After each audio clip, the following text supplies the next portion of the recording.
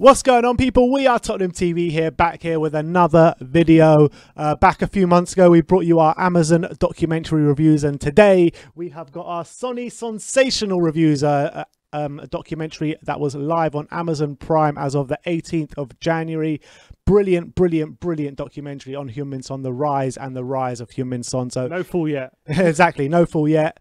If you haven't seen it, go and check it out on Amazon Prime, because it really is a sensational documentary. It really is. Yeah, it's a really good watch. We'll talk about a few of the elements, so there will be spoilers. Spoiler alert for anyone who hasn't seen Sensational. Look away now, because we will be telling you everything pretty much that goes on in the documentary. But yeah, it was a really good watch. It's very interesting to see kind of where he started from, what the kind of he had to do at the beginning of his career, and how it led up to this point of, obviously it culminated in him being in a Champions League final in Madrid back in 2019. That's when the documentary ends. So we don't get to see his big injury last year when he broke his arm and everything like that. We don't get to see that, but it's a really interesting documentary, and his relationship with his family and everything. We'll get into it. But yeah, it's really, I had a great time watching it. I mean, so I do encourage everyone to watch it. Yeah, I absolutely loved it from start to finish. I mean, it was fairly long as well. It was about an hour and a half, so it wasn't too long. And I just loved every second of it. I thought it was all really great watch. Yeah. But let's get into it. At the beginning of the documentary, we see Son. He's walking the streets of London. Hampstead, yeah. Yeah, Hampstead. That was a really nice moment, and he's actually he's getting mobbed, taking pictures with people on the street, and he bumps into Dyer and Vertonghen on the street, and he was like, "Where was my invite?" Basically, Dyer and Jan try and walk off. They don't want to be mobbed by all the fans, and Sonny's like, come on, you gotta come. You can see that the relationship is really strong there between those players. It was so funny. Maybe they get mobbed more, probably, because Sonny, they say, he's a very popular person. Obviously, when he's walking around, he gets stopped a lot and everything, and he's always very friendly. And he was talking about his duty as a footballer. Like he said, this is like doing this kind of stuff is now what it means to be a footballer in modern society. Like this is like a requirement now. You kind of just have to kind of stop and talk to people and be like, it's like going to the shops takes like an hour. Yeah. Like it takes a long time. But it's interesting because he didn't seem to be like bothered by it. He seems to just embrace it. Yeah, I mean, you can see Sonny. You can see what kind of a guy he is. He's always got a smile on his face. I think he seems pretty down to earth from the documentary, and he seems as though kind of he's always got time for people. And that's a really good trait to have as a professional footballer, because you can see some of these professional footballers think they're like bigger than life kind of thing, and kind of don't like to get involved in that kind of thing.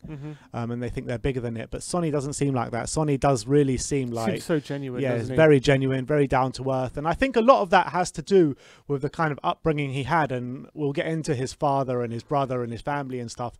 But I think a lot of it has to do with the way his father did bring him up. Yeah, and we'll go into that now, because obviously the next bit of the documentary, we see him travel to his academy in Korea, which is run by his father. Mean bastard, his father. Yeah, and then obviously we get into the dynamic. Obviously his brother as well, actually, who was a player in Germany. I said, I'm not sure to what level, but they said he was a player in Germany, and his injury finished early due to injury. There was a brutal moment in there from his brother. Yeah, when they go to him. Oh, your brother played in the Champions League final. He's like, yeah, but he didn't win it though. yeah, but he lost. He was like, and then someone's like, oh, this is our brotherly relationship. This is how it is. Like nothing's ever good enough, I'm assuming, that family. But yeah, look, we get to meet his brother and his father, who run the academy, and obviously all the little kids who've joined there, looking to be the next Sonny, because he is like the big breakthrough player. He's like the man in Korea, and like everyone aspires to be Sonny. You see, he walks in, and they're all like nervous to meet him, and like he's like, they're all starstruck by meeting Heung-min Son. He comes off his helicopter to meet all the players, and we get a taste of what Son's training regime was like back in the day when he was growing up in Korea. When his dad was a footballer, but he said he wasn't a very good footballer when he was growing up, and he said that his son, ever since he was a little boy, he was obsessed with football and always wanted to be a footballer. And he said, and his dad said he didn't want him to be a footballer because he knew how hard it was going to be for him. But Son was insistent he's going to be a footballer. He's going to be a footballer. And he said, his dad said, when your son wants to do something you did that you yourself weren't good at, you have to make sure he's better than you. So you have to work him like 10 times as hard as you were, what you did. And just some of the anecdotes in terms of the training methods. His dad had this philosophy that you have to master the basics before anything else. Yeah. And he didn't even practice shooting until 7 years into his training. He used to just do kick-ups. Yeah. Just do kick-ups. It's mad. And like some of the things, like he used to do laps of a football pitch doing kick-ups. And even if he would drop the ball on the second lap, he would have to start all the way again. And not only that, but he'd have to do kick-ups with his right foot, left foot. He would do one lap with his right, then one lap with his left, and one lap with both. And if he dropped the ball ever, start again. And you can see like why he's so good with both feet. Yeah. And like this is the exact reason why, like his dad, we actually owe a lot to his dad. Never mind him. We do. Honestly, because he's made him the player he is today. He's worked him clearly so hard. And still to this day, he's working him that hard. Like you saw, like after training, he goes and trains with his dad on a separate pitch. I'm not sure about now. He does. Yeah, move out. No, he moved out into another house with his dad. I see. I thought he moved out of his dad's place. No, right. So they moved out together. Misunderstood that. So he still lives with his dad. So clearly his dad makes sure he's on top of everything that Sonny does, which is I find absolutely amazing and just funny at the same way. But it's mad. Like some multi-million-pound footballer. One of probably the best Asian footballer of all time. The amount of money he earns, the guy is like a god in South Korea, and he still lives with his dad, and his dad's literally telling him everything what to do all the time. And nothing's ever good enough for his dad. It's just so funny. But yeah, so he said he used to do kick-ups for 6 hours in a row.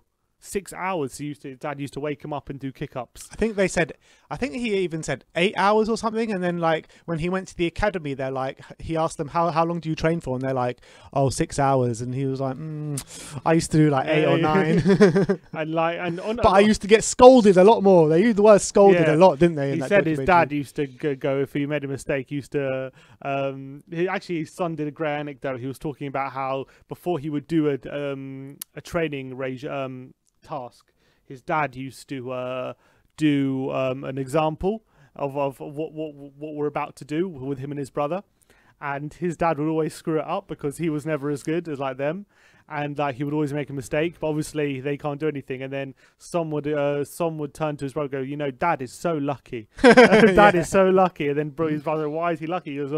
He doesn't get shouted out whenever he makes a mistake, but whenever we make a mistake, we get absolutely bollocked, basically. We get scolded, he would say. And his relationship with his brother I'd find quite funny and interesting as well. They seem to have their own ways of doing things, and I'm sure like his brother sees Son. I don't know who's the older one. I can't remember who the older one is. The brother's the older one. He's probably the older one. But he's seen Son like eclipse him so much. Yeah. But he was also obviously had varying success. But obviously injury curtailed him. And Son's dad said that's his biggest worry for Son, is that injury would ruin all the progress. And when he moved to Hamburg, that nearly came to the fore. Obviously, it was on his debut. Exactly. So obviously, he gets his move to Hamburg after scouts come and watch him in South Korea because he didn't have the money. His dad didn't have the money to send him to Germany off his own back. So scouts came, and Son was very confident in his own ability. Son was like, look, I'm confident that the scouts are going to pick me, because he thought he was the best player in the kind of academy he was in. And so obviously the scouts come, they pick him, he goes to Hamburg. He gets his debut in a pre-season friendly against Chelsea. 18-year-old kid, scores a brilliant goal. Gets injured in the same game, and he's out for a while. I think he breaks a toe in his foot. He said he's out for 3 months at least. Yeah. So I mean, and then Son's dad really fears the worst at that point. Yeah. So, and that was his fear. That was his fear going through, getting injured, and he got injured as an 18-year-old kid. But I actually felt that made him stronger. Yeah, but we're talking about his move from Hamburg. There was a bit in the documentary where he was getting a bit homesick, he said, and he wanted to come back to Korea. and His dad wouldn't let him. His dad was like, "You're not coming back. You're not like we're not having you back in cricket." And like someone's like, "No, please, I'm so homesick. Like I need to come back. I need to just enjoy cricket." So he's like, "All right, come back then." So he came back and he put him on the hardest training regime he could find. You have kick-ups for breakfast, mate. But you're forgetting the bit before that is when he went away with South Korea, and it was the first time he ever went away with South Korea, and he ate all the recovery meals without even playing. So he gained loads of weight during that time. Right. Yeah. And then his dad was so angry with him, so embarrassed. He kept repeating how embarrassed he was with Sonny, and Sonny was like, "Come on, I need to go back to South Korea. I'm so homesick." And he was like, "No, I'm so embarrassed of you. You're not coming back." And then finally he got it into his dad, and his dad let him come back. And then that's when the training regime kicked in. And after that training regime, Sonny was leaner, new man, fitter, a new man. He went back to Hamburg, and apparently he was unrecognizable, really skinny face, good physique, and the rest is history, really. But he's also said in the morning he would do 1,000 shots. In the morning, 1,000 shots in the morning. That's just the morning, and then you have a half an hour break, and then like you do like the dribbling, or you like it was crazy regime his dad has him on, but like clearly it's paid off. His dad just seems like a proper nutter. Yeah, he works him so hard, and but Son's dad literally dedicated his life to Son's progression. And now he's trying to make the new Son with his academy, which I'm sure Son has helped pay for and everything. But yeah, like he's the dedication to his son to make sure he's the best and not make sure he doesn't falter where he faltered, and make sure that he gets to the pinnacle of his career. And that's exactly where it culminated in the Champions League final. There was a great bit where Son meets Thierry Henry. That was and they have a long chat, and then it was just quite funny because they clearly got there just to have a chat, and then they got that competitive nature about them because they're just two sportsmen who can't resist, and they like just find anything to do with and get a bit competitive. Yeah, just kick a ball into a bin. First of all, they started kick-ups. Like, all right, this is too easy. Henry's like, we're going to be here all day if we do this. So we're like, they were just doing kick-ups all day, and then we're like, all right, first one to get it in the bin wins, and they put the bin about like 20 yards away, and they're just lobbing it into the bin and seeing who can get it perfectly in. And after a few attempts, Son beats Thierry. And Thierry wasn't having it. They had a bet on dinner as well. That was it. Loser pays for dinner. The thing I found funny was when Thierry came into the training courts. All he could say was like, "Sonny, you're always training. You're always training." And his dad's just probably looking at Thierry like, "What are you on about? Of course he's always training." And one thing that was interesting about Thierry, he was saying how when he was part of that Arsenal squad, he said even after a win, they will just constantly be arguing all the time. They'll always be arguing how to improve things, how to get better. He said we would have the big arguments after a win. Imagine how we would argue after a loss. He said the arguments would be massive, and he maybe was making a point to Sonny is that that's how you have to be as a successful team to remain at the top and compete for big things. I kind of felt Sonny was looking at Henry at that point and being like, "Well, at Spurs we're all like best friends. We don't even argue." Yeah, exactly. And that's what, because there was a lot with Dele Alli, and he had a lot of interviews with, talking about Sonny. And he was saying, how Son is like one of his really good friend. Everyone likes him. He's always smiling and everything. Son was saying Dele's like a child. He's so like innocent and everything, and which you wouldn't think that of Dele, but I don't know. I kind of think that of Dele. Yeah, you would think, but yeah, I don't know. And but they seem to have a really great relationship, don't they, Sonny and Dele, and with the whole squad. He said that Kane lives 2 minutes away from him and picks him up for training sometimes. But yeah, you get that feeling that before Mourinho anyway, we never really had that. We talked about that before, just that real ruthlessness within the squad to call people out and make sure mistakes don't happen and stuff like that. Too much nice guys. Yeah. Exactly. But it just, you can tell. Everyone knew this before the documentary, but you could just tell how much everyone just loves the guy. Just his personality just shines through everyone, doesn't it? Yeah, completely. Then they were talking about how... So obviously he moved to Bayer Leverkusen, and then he wanted to move because he wanted to move to a Champions League club. Well, the actual interesting thing about that was Poch says he tried to sign him at Southampton. That's true. Yeah, So Poch he was at the end of Hamburg when he was leaving Poch Hamburg. tried to sign him at Southampton, but he chose to go to Leverkusen because he was dying to play in the Champions League. And then kind of he smashes it out at Leverkusen, and then Poch does get his man finally. Yeah. imagine if you would have gone to Southampton and we might never have seen Poch, we might never have seen Son. It would probably never have happened. But funny how things work out. So he joins Spurs, who were an up-and-coming team under Pochettino at the time. Not in the Champions League, but we had like a scope to improve. And then all of a sudden it's talked about how he just exploded in terms of the Asian market, how Spurs were perceived, how many Korean fans it drew to Tottenham, how he's always mobbed by Korean fans outside the ground. There was a Korean fan talking about how always he gets like thumbs up and smiles and people like celebrating him when he goes to Spurs because he's Korean, and it's like created a new atmosphere there. And how it's just that market is completely exploded since Son came to Spurs, and since he started becoming such a big player for us. Yeah, no, definitely. I mean, it has changed the match going experience as a Spurs fan, because you just see so many South Koreans, and like there's a whole South Korean flags everywhere, and there's like a whole like Sonny vibe around everywhere, isn't there? Yeah, at Spurs these days. Yeah, exactly. Everything surrounding Son. Like Son is like a global superstar now, since he started doing well at Tottenham. And then you saw that chat with his actor friend that came over, the South Korean actor, and he was talking about his first year at Spurs and how difficult it was for him, and how he had to keep the right mindset, and how he was going through a very tough time in that first year, not being played. So that was really interesting to hear as well, wasn't it? Yeah. So one thing he didn't actually touch about in the documentary was how his dad said he should never pretty much have a partner until his career's over, and how he has to use plenty of time after his career to focus on that kind of stuff. But your career's only short, so you have to put all your focus on that now. But he was talking to his friend about how when the game is over, he has that bit of emptiness about feeling, him. yeah. And they didn't touch on it specifically about him not seeing anyone or like being with anyone. But I think that probably plays a part in it, because when he gets home, right, he obviously has that time. He, like his dad said, when he comes home, he leaves him be and has his time to rest in his room alone. And you can see him is just alone. You can see he's just alone by himself pretty much after every game. That leg ice pack that his dad yeah, made for him. Exactly. And maybe that emptiness plays a part in the fact that, you know, he's 28 and he's just single, and he has probably a lot of like energy, and he's just like alone all the time, and it must be difficult, even though it's amazing when he's like in the stadium and like 60,000 people and he's playing, and he's probably that probably energizes him. But when that's all over, I can see that being a bit just like, I don't know, like a bit. I can understand that emptiness he can feel, because he's just all of a sudden there's no fans. He's just quiet. He's alone. He's just in his room, probably mulling over the game or just being by himself. And you know, whereas all his probably teammates have got partners and kids and family, he doesn't have that yet. So that had probably just like a tinge of sadness about that. But like I could. Which is probably like the sacrifices you have to make to get to that level. Well, what his dad feels like he has to make.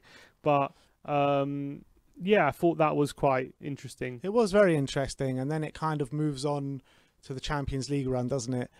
And then it kind of ends off on that. Yeah. Then obviously, yeah, exactly. So because that is kind of. Obviously, it goes through the years at Spurs. He starts starting playing really well, and he talks about his relationship with Eriksen and Dele and Kane, and they call Desk, and how they get on really well when they on the pitch as well. He talks a bit about their relationship. He talks a bit about as well. He won an award at Football London Awards, Player of the Year, and what a great honour that was for him.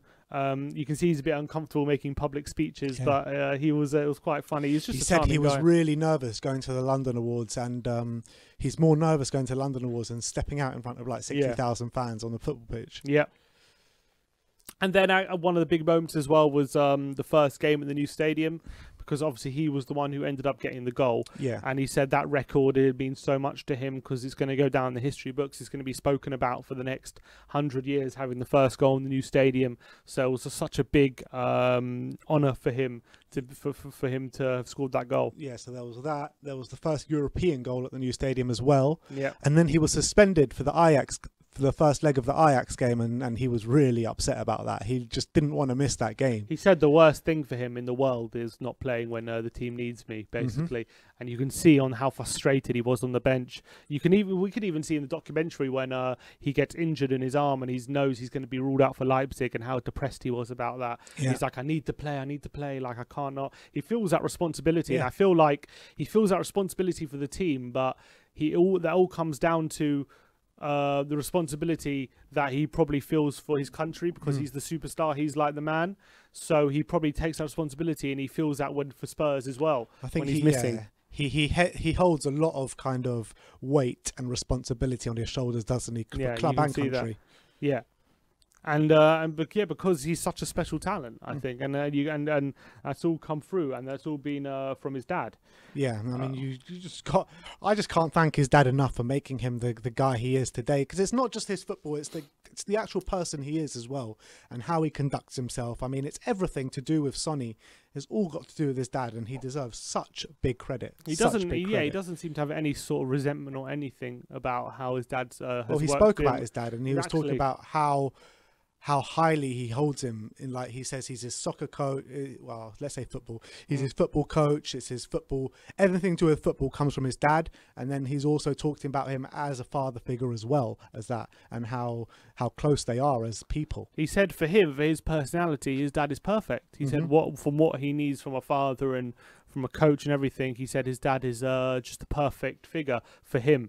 And he's where he is today because of his dad, and you can see that from the documentary for sure. Obviously, I'm sure his dad's methods on other people probably wouldn't have worked, but on Sonny was the perfect way of dealing with it. Well, it'll be interesting to see in maybe 10, 20 years time or 30 years time from now, to see if there are more stars from South Korea, because he's got this whole academy all going through the same kind of regimes that he went through as a kid. So it'll be interesting to see if there is a bit of a spike in South Korean players coming through. Yeah, 100%. And they talk about, they mull over as well the fact that he won the gold at the Asian Games to avoid the military service in South Korea. They only glossed over it a bit, and then obviously they had they ended off with our Champions League run, which was the culmination of where he's got to.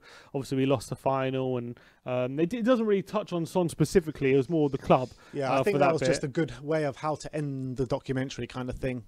Yeah, it came to a natural end. Champions League final, lost the game. Exactly, and that was that. Pretty much. So that it's an hour and a half, and ends on the Champions League final. So maybe there'll be a part 2 in the future. You never know, because I think there's a lot more to come from Sonny's career, because he's having the best career of his life right now. Yeah, I mean, the next documentary will end with him winning the Champions League. Hopefully, hopefully. Maybe they made this a few years too early, maybe. But look, it's a really, really interesting documentary. I can't recommend it highly enough. Obviously, if you're a massive Spurs fan, or if you're Korean, just a football fan in general. I think to see the rise of a player and how hard they have to work to get to where they are, and the story of his career is really, really interesting. And I had a great time watching it. It flew by the hour and a half. I was never bored for a second.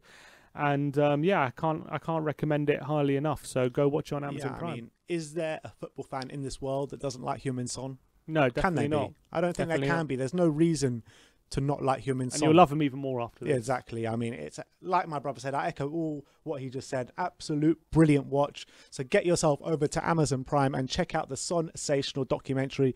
That is our review of it. Let me know in the comment section below what you thought of the documentary. Like, subscribe and comment. And as always, come on you Spurs.